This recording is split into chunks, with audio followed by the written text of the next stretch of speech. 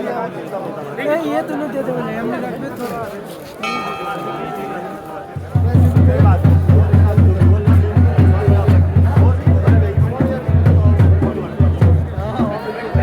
आपके नो यार बात तक ही बाबा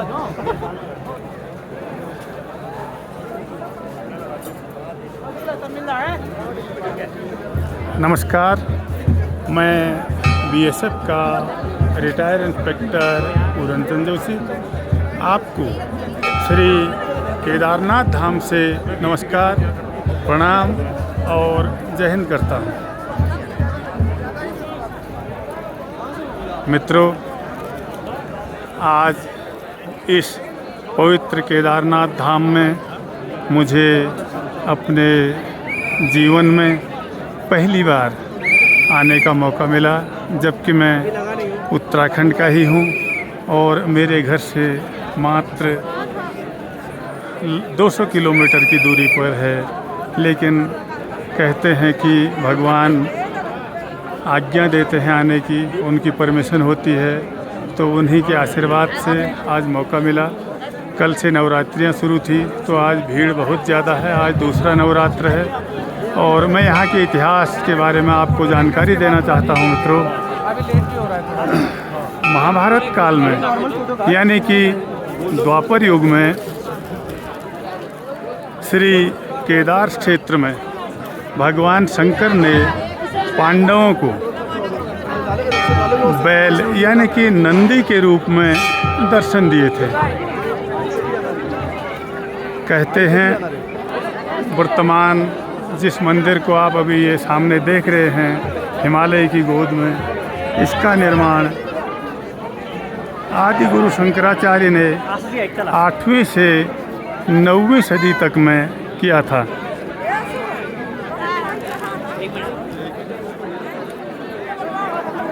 तीन 583 मीटर की ऊंचाई पर स्थित यह भव्य मंदिर कत्यूरी शैली में बना है। श्री केदारनाथ धाम से जुड़ी कई मान्यताएं प्रचलित हैं। शिव पुराण की कोटि रुद्र संहिता में लिखा है कि प्राचीन काल में भगवान विष्णु के अवतार नर और नारायण बद्रीनाथ क्षेत्र में पार्थिव शिवलिंग बनाकर पूजा किया करते थे।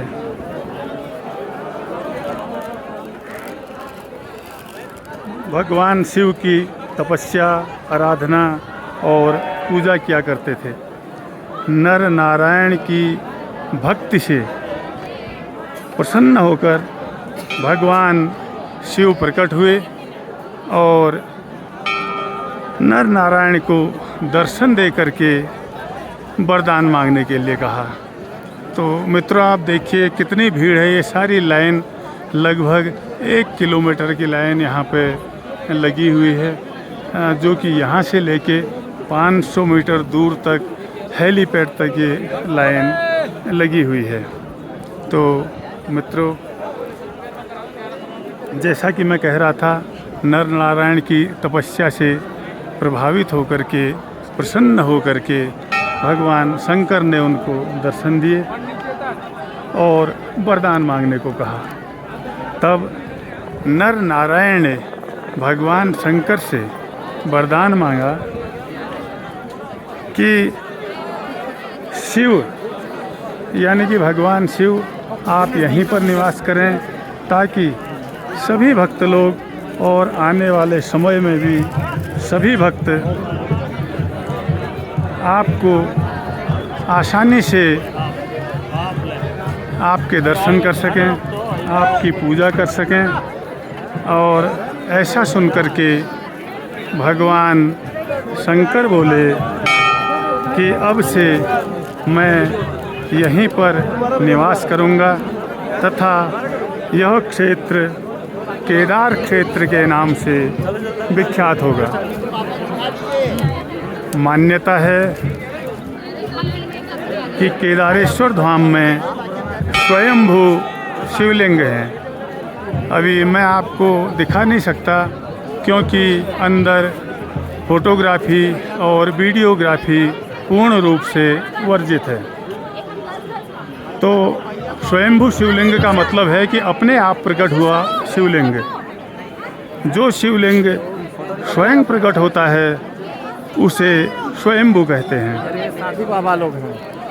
उत्तराखंड के रुद्रप्रयाग जिले में रुद्रप्रयाग से 86 किलोमीटर की दूरी पर स्थित केदारनाथ धाम एक तरफ 22,000 फीट ऊंची केदारनाथ पर्वत चोटी से और दूसरी तरफ 21,600 फीट ऊंची कराच कुंड चोटी से और तीसरी तरफ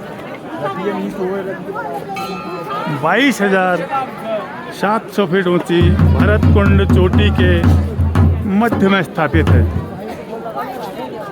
इन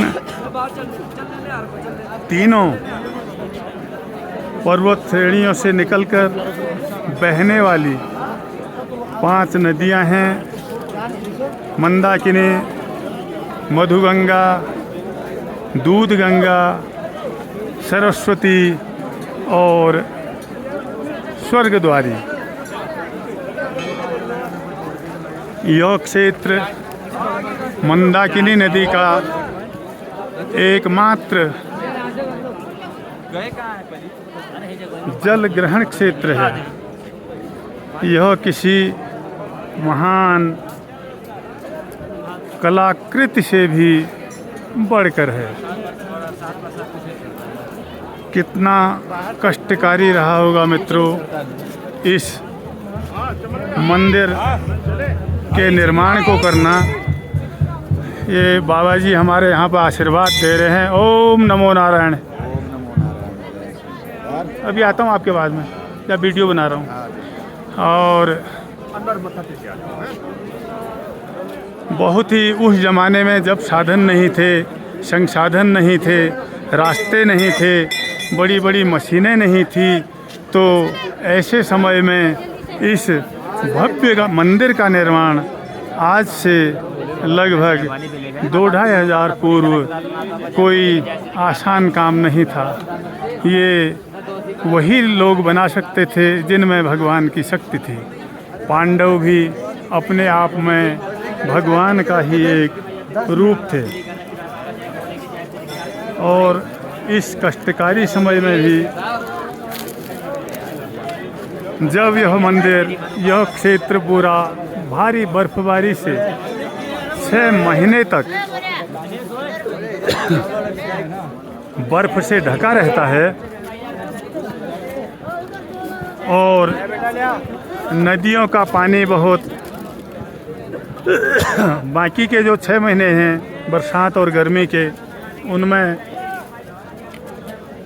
पानी बहता रहता है बहुत तेज़ी के साथ और कभी भी किसी भी प्रकार की दुर्घटना होने का खतरा बना रहता है। तो इतनी विषम परिस्थितियों में इस मंदिर का निर्माण हुआ।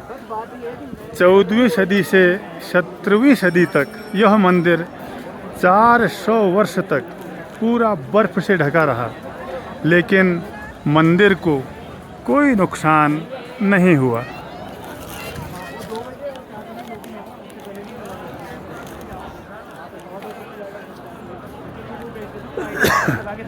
सोलह जून 2013 को आई भीषण बाढ़ भी इस मंदिर का कुछ भी नहीं बिगाड़ पाई। IIT मद्रास द्वारा मंदिर का NDT टेस्ट करने पर इसे 100% सुरक्षित बताया गया। मंदिर की सुरक्षा का मुख्य कारण इसके स्थान का चयन और दिशा का चयन रहा। सही स्थान और सही दिशा होने से इस मंदिर को कोई नुकसान नहीं पहुंचा। यह मंदिर उत्तर दक्षिण दिशा के रूप में बनाया गया है, जबकि आम मंदिर पूर्व पश्चिम दिशा के हिसाब से बनाए जाते हैं। इस मंदिर में लगा पत्थर भी बाहर का ही बहुत ठोस पत्थर है, जो केदारनाथ में नहीं मिलता। उस ज़माने में कैसे बाहर से यह पत्थर यहाँ पर लाया गया होगा, इसकी कल्पना करना भी आसान नहीं है।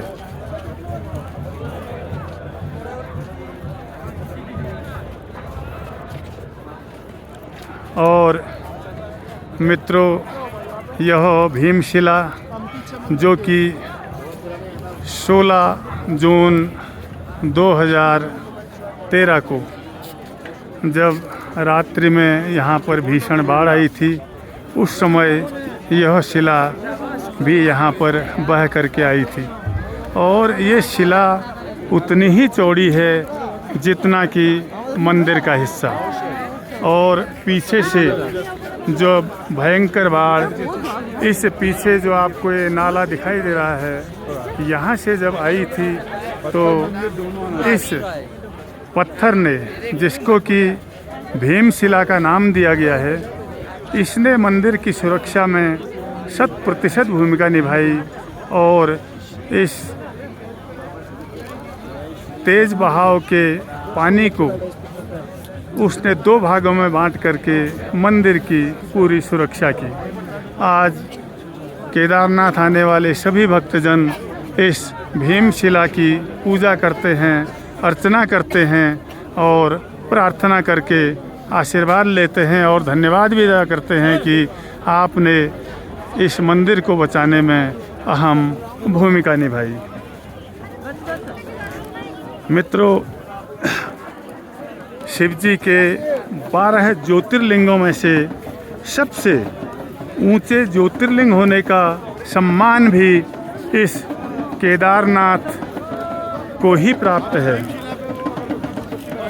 यह मंदिर हमारे सनातन वैदिक हिंदू धर्म और संस्कृति की उन्नति का भी प्रमाण है कि उस समय हमारे ऋषि मुनियों, वास्तुकारों, वैज्ञानिकों ने वास्तुकला, मौसम विज्ञान, अंतरिक्ष विज्ञान व आयुर्वेद में कितनी तरक्की कर ली थी। और मित्रों, यह वर्तमान मंदिर जो आप देख रहे हैं, इस समय मैं आपको इसको पिछले साइड से, बैक साइड से दिखा रहा हूँ। यह आदि शंकराचार्य जी द्वारा 8वीं-9वीं सदी में स्थापित मंदिर है। लेकिन कहते हैं कि यहाँ पर पांडवों के पौत्र राजा जन्मेजय ने द्वापर युग में यहाँ पर मंदिर बनवाया था, जो इसी के बगल में था। केदार के तीर्थ पुरोहित यहाँ पर भगवान नर नारायण एवं दक्ष प्रजापति के समय से ही पूजा अर्चना और अनुष्ठान करते आ रहे हैं। आज भी यात्रियों की पूजा यहाँ पर वही करते हैं। लेकिन शंकराचार्य जी द्वारा पुजारी यहाँ पर दक्षिण भारत के जंगम समुदाय के रावलों को नियुक्त किया गया था। इसलिए मुख्य मंदिर गर्भगृह की जो पूजा है उसको जंगम जाति के दक्षिण भारत के रावल ही आज संपन्न कराते हैं, और बाकी बाहरी पूजा को यहाँ पर महाराजा जन्मेजय के समय के पुजारी हैं, वही यहाँ की पूजा को देखते हैं, अभिषेक कराते हैं और पूजा अर्चना करवाते हैं। मित्रों, यहाँ पर जो भी हवा आ रही है कहते हैं कि केदारनाथ में आने वाली हवा सीधे स्वर्गलोक से आती है और लोगों को अपना आशीर्वाद दे करके निकल जाती है। और इसके बारे में एक और कहावत है कि जब द्वापर युग में महाभारत काल में महाभारत युद्ध के बाद पांडव लोग अपनी भ्रातृ हत्या, बंधु हत्या और गुरु हत्या से पाप मुक्त होना चाहते थे तो वो भगवान शिव जी से आशीर्वाद लेना चाहते थे और उन्होंने आशीर्वाद लेने के लिए शिव जी को काशी में ढूंढा। जब शिव जी काशी में नहीं मिले तो वो यहाँ केदार क्षेत्र में आए। पांडव भी केदार क्षेत्र में यहाँ पहुँचे और पांडवों के यहाँ पहुँचने का जब शिव जी को पता लगा तो भगवान शंकर ने भैंसे का रूप ले लिया और भीमसेन भगवान शंकर को ढूंढने के लिए 2 पर्वतों के ऊपर बृहदाकार आकार में खड़े हो गए और सारे जानवर उनके पैरों के नीचे से निकल गए, लेकिन वो भैंसा रूपी शिव नहीं निकले। तो भीम समझ गए कि यही भगवान शंकर हैं। उन्होंने उस भैंसे को पीछे से कस करके पकड़ लिया और क्योंकि शंकर उन्हें दर्शन नहीं देना चाहते थे इसलिए वो ज़मीन के अंदर घुस गए और कहते हैं उनका सिर नेपाल के पशुपतिनाथ में निकला जहाँ उनकी पूजा होती है और पीछे का पीठ वाला हिस्सा इस केदारनाथ में आज स्वयंभू लिंग के रूप में स्थापित है जिसकी हम पूजा करते हैं। और इस मंदिर में अप्रैल से लेके अक्टूबर तक यहाँ पर पूजा होती है। इस समय मौसम अच्छा रहता है और बाकी शीतकालीन पूजा के लिए भगवान शंकर के विग्रह को डोली के द्वारा यहाँ से नीचे गुप्त काशी के पास उखी मठ में ले जाया जाता है और शीतकालीन 6 महीने उनकी पूजा यहीं पर होती है।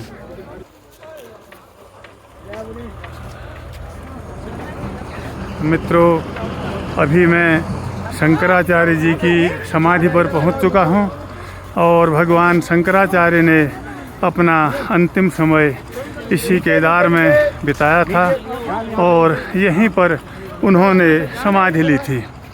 अभी लगभग 1-1.5 साल पहले भारत के यशस्वी प्रधानमंत्री मोदी जी ने शंकराचार्य जी का यहाँ पे मूर्ति का अनावरण किया था और प्राचीन समाधि भी उनकी यहीं पर थी। और शंकराचार्य जो कि शंकर का ही एक स्वरूप है, भगवान शंकर का, जिन्होंने हिंदू धर्म को जागृत करने में 4 पीठों की स्थापना की थी देश के 4 कोनों में। और यह उत्तराखंड का केदारनाथ मंदिर उत्तराखंड के जो 4 धाम हैं उनमें से भी एक है। बहुत ही सुंदर स्थान, चारों ओर बर्फीली पर्वतमालाएं और ये मोदी जी का ड्रीम प्रोजेक्ट केदारनाथ है। चारों ओर इसकी सुरक्षा के लिए भी ये सुरक्षा बाड़ बन रही है, लेबर लगे हुए हैं ताकि पीछे से कभी भी आने वाले भविष्य में पानी को यहाँ से 2 भागों में बांटा जा सके और मंदिर को और आम जनमानस को कोई भी नुकसान यहाँ पर न हो। इसके लिए बहुत ही बृहद कार्य यहाँ पर इस समय चल रहा है। प्रथम चरण का कार्य पूरा हो चुका है और द्वितीय चरण के लिए इस समय लोग लगे हुए हैं। तो मित्रों, ये था श्री केदारनाथ धाम 12 ज्योतिर्लिंगों में से एक, शंकराचार्य और पांडवों द्वारा निर्मित शंकराचार्य जी की समाधि स्थल आदि सब कुछ यहाँ पर लोग भगवान शंकर का आशीर्वाद लेते हैं और यहीं पर वो नर नारायण जी के मांगे हुए वरदान के रूप में यहीं पर निवास करते हैं। और ये हमारी जो यात्रा आज यहाँ पर हुई है, मैं, मेरी मिसेज और छोटा बेटा विक्की यहाँ पर आए हुए हैं और अभी वापस भी जाना है। हेलीकॉप्टर की टिकट आज ही की है। इसी के साथ मैं बीएसएफ का रिटायर इंस्पेक्टर पूरन चंद जोशी आपको केदारनाथ धाम से नमस्कार और प्रणाम करता हूँ और आप सबके लिए भगवान शंकर से, भगवान केदार से आशीर्वाद मांगता हूँ कि आप सभी लोग देखने वाले जहाँ भी हों सुखी रहें, संपन्न रहें, स्वस्थ रहें, मस्त रहें और भगवान केदार आपको भी दर्शनों के लिए बुलाएं। नमस्कार।